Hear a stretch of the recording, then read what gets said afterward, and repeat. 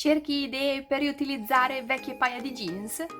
Ciao, io sono Letizia, creativa del canale Vivi con Letizia, dove puoi trovare tantissimi progetti di riciclo creativo, fai da te e trucchetti per casa. Nel video di oggi ti mostro ben 7 idee utili per riutilizzare delle vecchie paia di jeans. Se ti piacciono tutorial come questo, ti consiglio di iscriverti adesso al mio canale cliccando su iscriviti e sulla campanella per non perderti nessuno dei prossimi video. Se invece questo video non ti piace, lasciami pure la tua critica costruttiva nei commenti. Ora passiamo al tutorial, continua a guardare.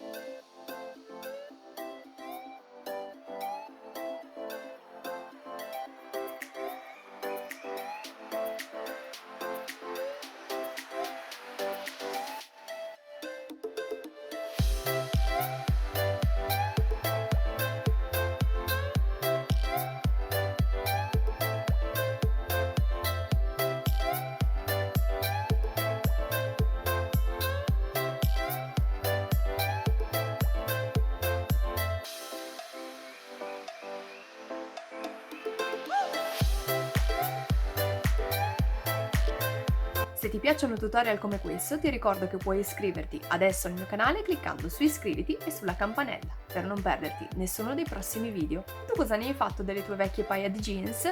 Scrivimelo nei commenti. Noi ci vediamo alla prossima. Ciao! Nel video di oggi ti mostro ben 7 idee per riutilizzare le tue vecchie paia di jeans. Se ti piacciono tutorial come questo, nel video di oggi ti mostro ben 7 idee creative. Nel video di oggi ti mostro ben 7 idee utili per riciclare. Nel video di oggi ti mostro ben 7 idee per riutilizzare. Ce la farò? Se ti piacciono tutorial come questo, ti ricordo. E oggi non è giornata. Tu hai mai riutilizzato vecchie paia di jeans? Tu come hai riutilizzato?